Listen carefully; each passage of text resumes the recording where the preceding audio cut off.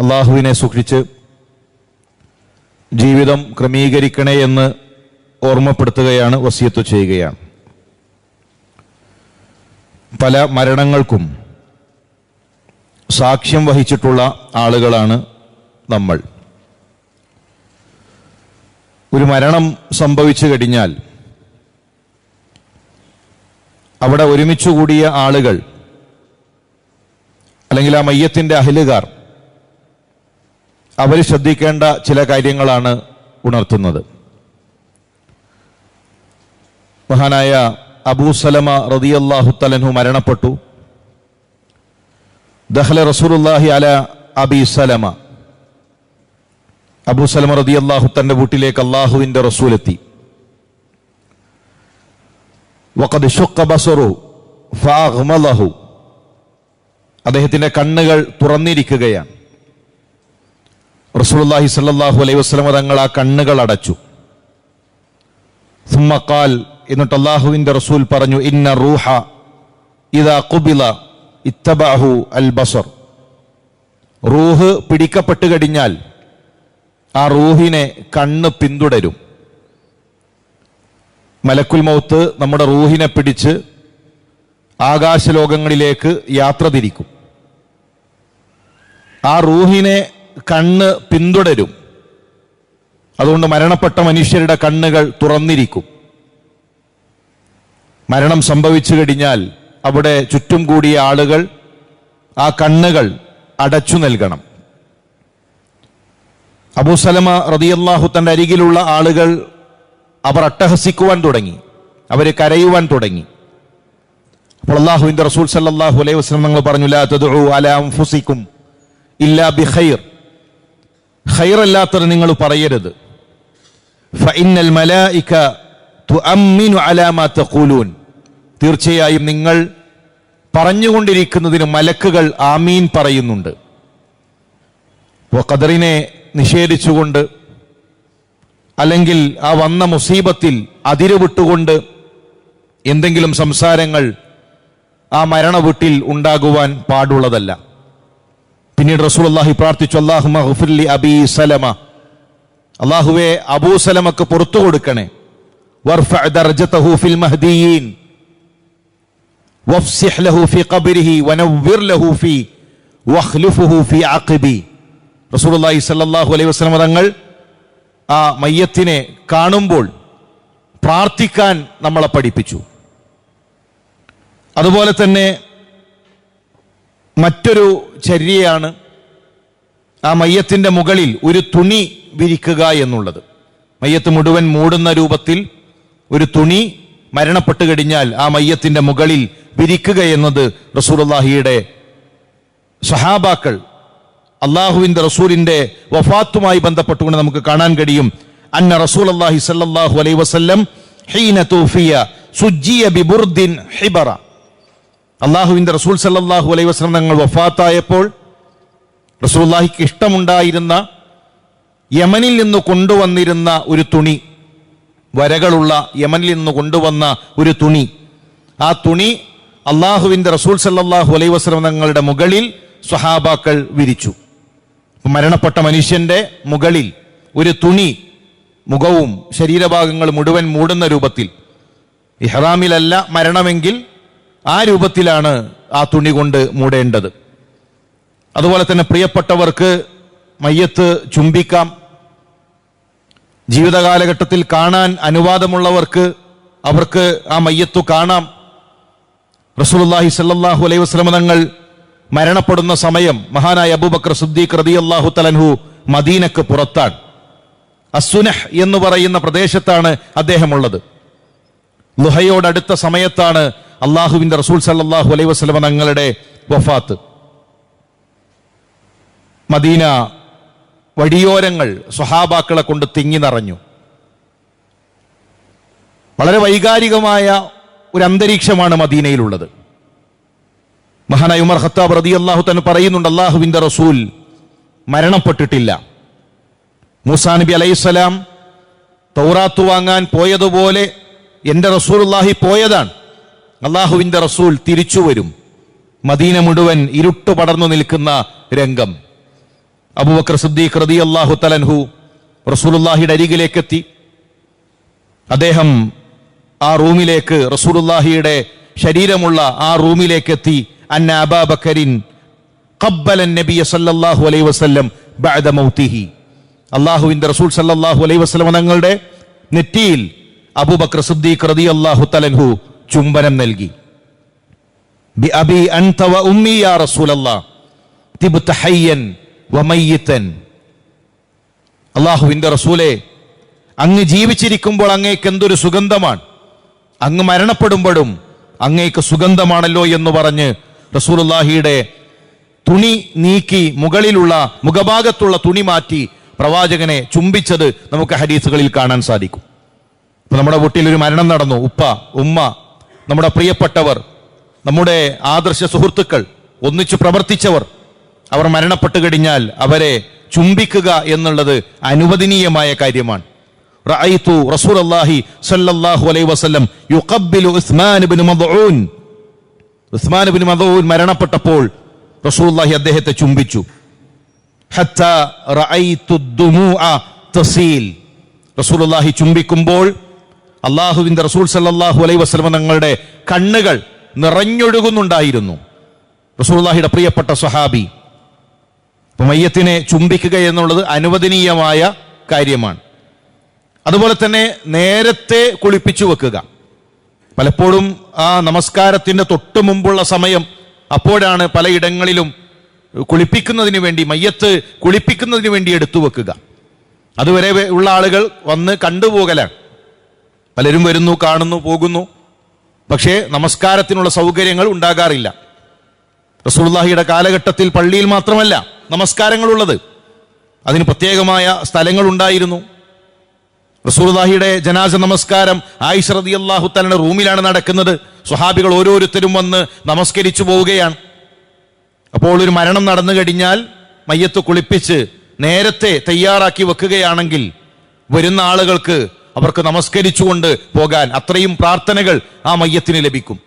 അത് അവസാനത്തിലേക്ക് നീക്കി വെക്കുമ്പോൾ അത്രയും പ്രാർത്ഥനകൾ ആ മനുഷ്യന് നഷ്ടപ്പെടുകയാണ്, അത്രയും ആളുകളുടെ നമസ്കാരങ്ങൾ നഷ്ടപ്പെടുകയാണ്. അതുകൊണ്ട് നേരത്തെ തന്നെ മയ്യത്ത് കുളിപ്പിച്ച് നമസ്കാരത്തിനുള്ള സൗകര്യങ്ങൾ ചെയ്തു കൊടുക്കുക എന്നത് നാം ശ്രദ്ധിക്കേണ്ടതാണ്. ഭർത്താവ് മരണപ്പെട്ടാൽ ഭാര്യയ്ക്ക് മയ്യത്ത് കുളിപ്പിക്കാം. ഭാര്യ മരണപ്പെട്ടു കഴിഞ്ഞാൽ ഭർത്താവിന് മയ്യത്ത് കുളിപ്പിക്കാം.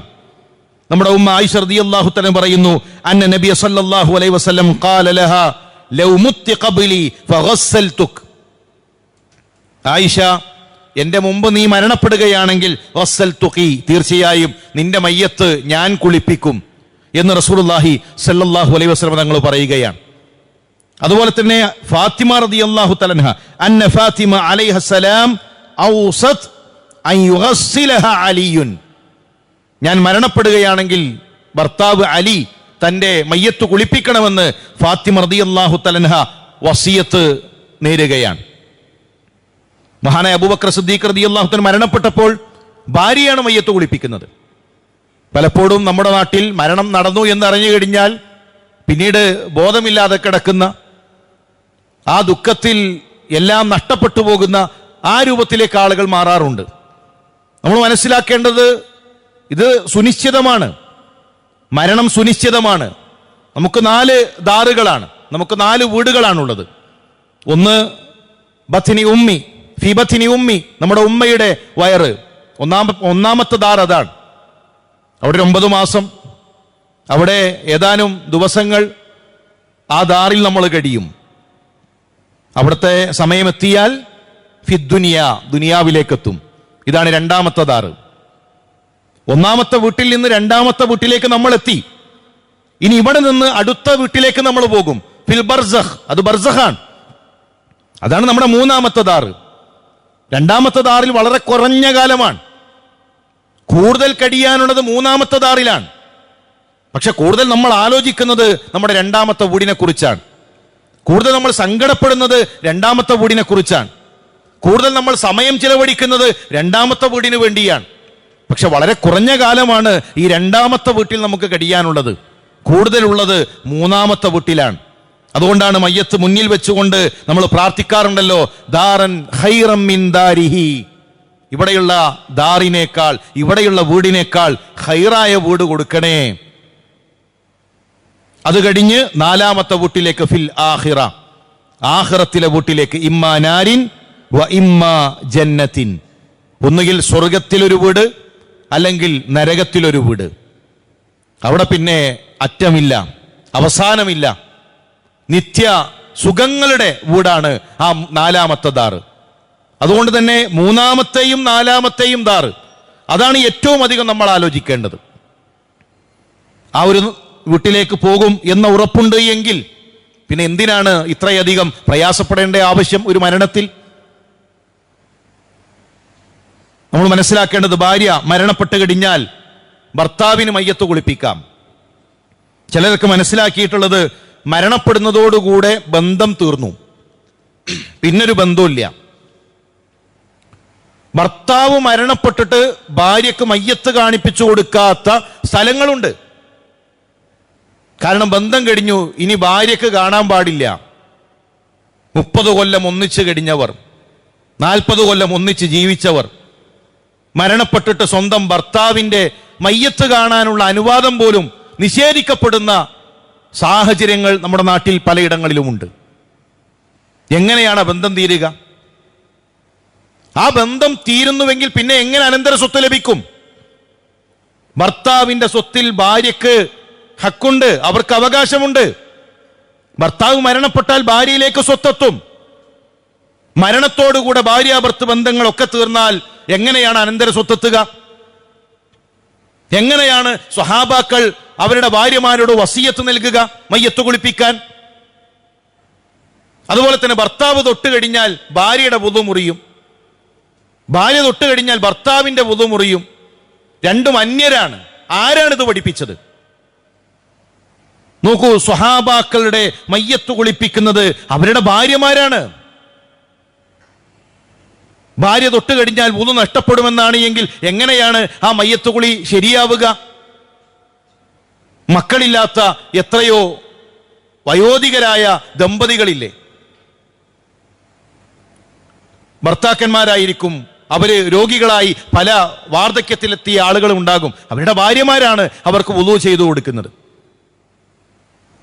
നമ്മൾ വളരെ കൃത്യമായി കൊണ്ട് മനസ്സിലാക്കേണ്ടത്, ഭർത്താവ് ഭാര്യ എന്നുള്ളത് അത്രമാത്രം അടുപ്പമുള്ള ബന്ധമാണ്. ഭർത്താവ് തൊടുന്നത് കൊണ്ട് ഭാര്യയുടെ വുളു മുറിയുമെന്നോ അല്ലെങ്കിൽ ഭാര്യ തൊട്ടത് കൊണ്ട് ഭർത്താവിന്റെ വുളു മുറിയുമെന്നോ അത് ഇസ്ലാം ദീൻ പഠിപ്പിച്ചിട്ടുള്ള ആശയമല്ല. അതുപോലെ തന്നെ മരണാനന്തര കാര്യങ്ങൾ വേഗത്തിലാക്കുക എന്നത് നാം പ്രത്യേകം ശ്രദ്ധിക്കേണ്ടതാണ്. റസൂലുള്ളാഹി പറഞ്ഞു, അസ്രിഉ ബിൽ ജനാസ, ധൃതി കാണിക്കണം, വേഗത്തിലാക്കണം. ഒരുപാട് സമയം നീട്ടിവെച്ച് ആവശ്യമില്ലാത്ത ചർച്ചകളാണ്. മകന് ദുബായിലാണ്, അവൻ ഇന്ന് വരാൻ കഴിയില്ല, അതുകൊണ്ട് നാളെ, ആ ഒരു 24 മണിക്കൂർ കഴിഞ്ഞു, അടുത്ത ദിവസം കഴിഞ്ഞു, നീട്ടിവെക്കുകയാണ് ജനാസയുടെ കാര്യങ്ങൾ. അകന്ന ഏതോ ഒരു ബന്ധു വരാനുണ്ട്, ആ ബന്ധുവിന് വേണ്ടി എത്രയോ മണിക്കൂറുകൾ അവിടെ മരണാനന്തര കർമ്മങ്ങൾ അത് നീക്കിവെക്കുകയാണ്. അതൊരിക്കലും ശരിയായ കാര്യമല്ല. മരണപ്പെട്ടു കഴിഞ്ഞാൽ എത്രയും വേഗത്തിൽ മരണാനന്തര കർമ്മങ്ങൾ, മയ്യത്ത് കുളിപ്പിച്ച് നമസ്കാരം വേഗത്തിലാക്കി, മയ്യത്ത് കൊണ്ടുപോകുന്നത് വേഗത്തിലാക്കി, എത്ര പെട്ടെന്ന് നമുക്ക് മരണാനന്തര കാര്യങ്ങൾ ചെയ്യാൻ കഴിയുമോ അത്രയും വേഗത്തിൽ ആ കാര്യങ്ങൾ ചെയ്യണം. അവരുടെ ജീവിതകാലത്തിൽ ഹൈറാണ് അവർ ചെയ്തതെങ്കിൽ അവരാ ഹൈർ അനുഭവിക്കട്ടെ. എന്തിനാണ് ഈ ദുനിയാവിലെ ഈ പ്രയാസങ്ങളിൽ നമ്മൾ അവരെ ബന്ധിതരാക്കുന്നത്? അവർ അനുഭവിക്കുന്ന, അവർ ചെയ്ത അമലുകൾക്കനുസരിച്ച് അവർ അത് അനുഭവിക്കുന്നതിന് വേണ്ടി അതിലേക്ക് ധൃതി കാണിക്കണം എന്ന് റസൂലുള്ളാഹി നമ്മളെ പഠിപ്പിച്ചു. അതുപോലെ തന്നെ മരണപ്പെട്ട നാട്ടിൽ തന്നെ മറവ് ചെയ്യലാണ് നല്ലത്. ഒരാൾ എവിടെയാണോ മരണപ്പെട്ടത് അവിടെ മറവ് ചെയ്യലാണ് നല്ലത്. വിദേശത്ത് മരണപ്പെട്ട ഒരാളെ ഒരു മക്കൾക്ക് കാണുന്നതിന് വേണ്ടി, ഭാര്യയ്ക്ക് കാണുന്നതിന് വേണ്ടി എന്ന് പറഞ്ഞ് 2-3 ദിവസം താമസിപ്പിച്ച് നാട്ടിലേക്ക് കൊണ്ടുവരുന്നൊരു രീതി അത് ശരിയായതല്ല.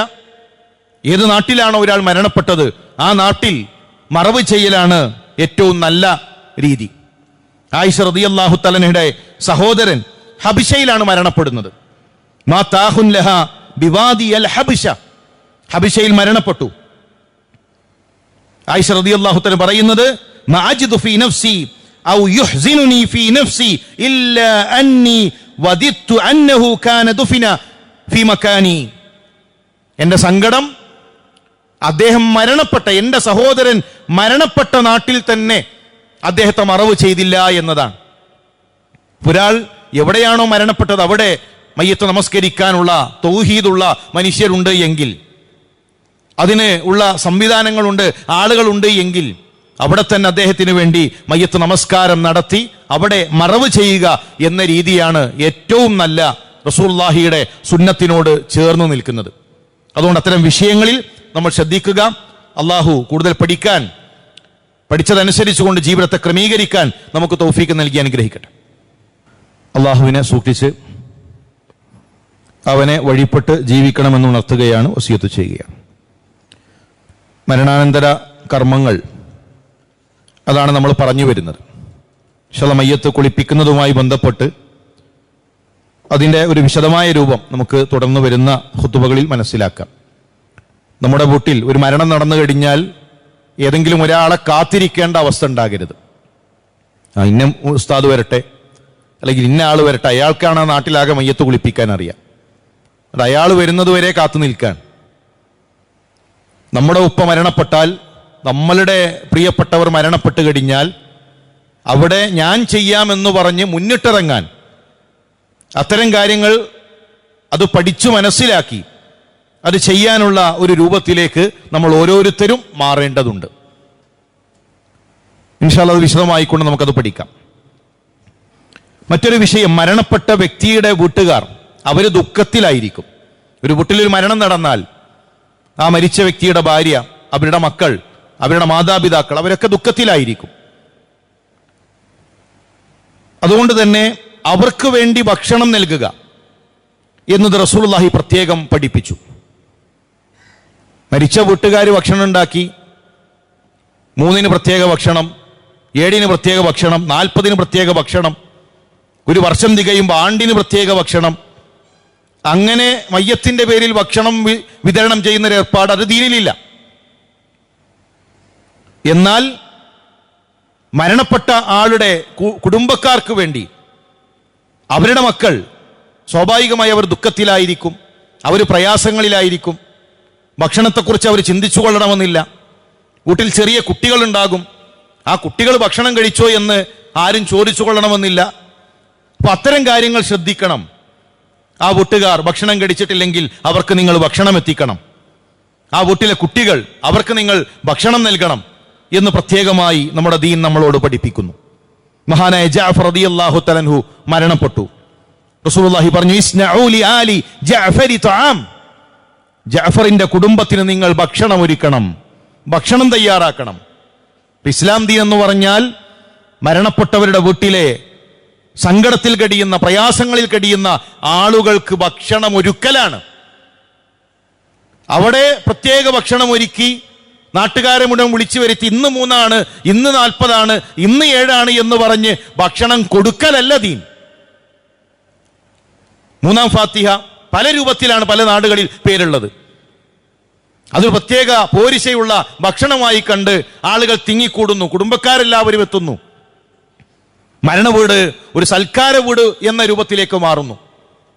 അതൊരിക്കലും ശരിയായ രീതിയല്ല.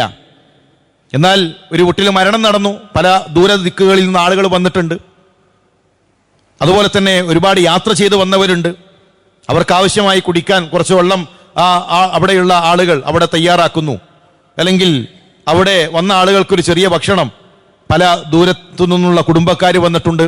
അവിടെ പിന്നെ അവരുടെ അയൽക്കാരും അതുപോലെ തന്നെ അവിടെ അവരുടെ കുടുംബക്കാരും ചേർന്ന്, ഇന്ന ആളുകളൊക്കെ ദൂരത്തുനിന്ന് വന്നവരാണല്ലോ, അവർക്ക് കുറച്ച് ഭക്ഷണം നമ്മൾ തയ്യാറാക്കുന്നു എന്ന ഭക്ഷണം മറ്റൊന്നാണ്. മയ്യത്തിന്റെ പേരിൽ പ്രത്യേക ആചാരമായി സംഘടിപ്പിക്കുന്ന ഭക്ഷണം മറ്റൊന്നാണ്. നമ്മുടെ നാട്ടിൽ വ്യാപകമായി കൊണ്ട് മയ്യത്തിന്റെ പേരിലുള്ള ഭക്ഷണം, 3 ഭക്ഷണം, ചിലയിടങ്ങളിൽ 1 തന്നെ, മരിച്ച അന്ന് തന്നെ പ്രത്യേകമായ ഭക്ഷണം തയ്യാറാക്കി ഒരു പ്രത്യേക പ്രാർത്ഥനയും പ്രത്യേകമായ ആളുകൾ ഒരുമിച്ച് കൂടലും ഭക്ഷണത്തിന് ശേഷം പ്രത്യേകം എല്ലാവരും കൂടിയിരുന്നു കൊണ്ട് ഒന്നിച്ചുള്ള പ്രാർത്ഥനയും, ഇതൊന്നും ഇസ്ലാമിക ദീനിൽ നമ്മളെ സംബന്ധിച്ചിടത്തോളം പഠിപ്പിക്കപ്പെട്ടതല്ല. റസൂലുള്ളാഹി സ്വല്ലല്ലാഹു അലൈഹി വസല്ലം തങ്ങൾ ജീവിച്ചിരിക്കുമ്പോൾ റസൂലുള്ളാഹിയുടെ മക്കളിൽ ഫാത്തിമ റളിയല്ലാഹു തആലയല്ലാത്ത എല്ലാ മക്കളും മരണപ്പെട്ടിട്ടുണ്ട്. സൈനബ് മരണപ്പെട്ടു, റുഖയ്യ മരണപ്പെട്ടു, ഉമ്മു കുൽസൂം മരണപ്പെട്ടു, അബ്ദുള്ള, ഇബ്രാഹിം, ഖാസിം. റസൂലുള്ളാഹിയുടെ മക്കളിൽ ഫാത്തിമ റളിയല്ലാഹു തആല മാത്രമാണ് റസൂലുള്ളാഹിയുടെ വഫാത്തിന് ശേഷം മരണപ്പെട്ടത്. അള്ളാന്റെ റസൂലിന്റെ ജീവിതം തുറന്ന പുസ്തകമാണ്. ഒരേട് പോലും ഈ ഉമ്മത്തിന് നഷ്ടപ്പെട്ടിട്ടില്ല. പ്രവാചകന്റെ ജീവിതത്തിലെ ഒരു സുന്നത്ത് പോലും നമുക്ക് നഷ്ടപ്പെട്ടിട്ടില്ല. ആ മരണ ദിവസങ്ങളിൽ അള്ളാഹുവിന്റെ റസൂൽ എങ്ങനെയായിരുന്നു എന്ന് സ്വഹാബാക്കൾ നമുക്ക് പഠിപ്പിച്ചു നൽകുന്നുണ്ട്. സൈനബ് റളിയല്ലാഹു തആല മയ്യത്ത് കുളിപ്പിക്കുന്ന നേരത്ത് അവിടെ വന്നുകൊണ്ട് ഉപദേശം നൽകുന്ന, എങ്ങനെയാണ് നിങ്ങൾ മയ്യത്ത് കുളിപ്പിക്കേണ്ടത് എന്ന പാഠങ്ങൾ പഠിപ്പിച്ചു കൊടുക്കുന്ന റസൂലുള്ളാഹിയെ നമുക്ക് ഹദീസുകളിൽ കാണാം. തന്റെ പ്രിയപ്പെട്ട ചെറിയ പൈതൽ മരണപ്പെടുന്ന സമയത്ത് വിങ്ങിപ്പൊട്ടുന്ന, കണ്ണേ നിനക്കു കരയാം, ഹൃദയമേ നിനക്കു തേങ്ങാം, പക്ഷേ എന്റെ റബ്ബിന് ഇഷ്ടമില്ലാത്ത ഒരു വാക്ക് പോലും പറയില്ല എന്ന സങ്കടം കടിച്ചമർത്തി നിൽക്കുന്ന ഒരു പിതാവിനെ ഹദീസുകളിൽ നമുക്ക് കാണാൻ കഴിയും. അവിടെ എവിടെയും നമുക്ക് ഇന്ന് നമ്മുടെ നാട്ടിൽ നടക്കുന്ന രൂപത്തിലുള്ള മയ്യത്തിന്റെ പേരിലുള്ള ഭക്ഷണം വിതരണം ചെയ്യലുകൾ, ഒരു 3, ഒരു 7, ഒരു 40, ഒരു ആണ്ടോ, ഏതെങ്കിലും പ്രത്യേകമായി എല്ലാവരും ഒന്നിച്ചിരുന്നു കൊണ്ടുള്ള പ്രാർത്ഥനകളോ നമുക്ക് കാണാൻ കഴിയുന്നില്ല എങ്കിൽ അത് വഴികേടാണെന്ന് തിരിച്ചറിയുക. പ്രവാചകന്റെ സുന്നത്തിലേക്ക് ചേർന്ന് നിൽക്കാൻ നമ്മൾ പരിശ്രമിക്കുക. അള്ളാഹു അതിനുള്ള തൗഫീക്ക് നൽകി അനുഗ്രഹിക്കട്ടെ.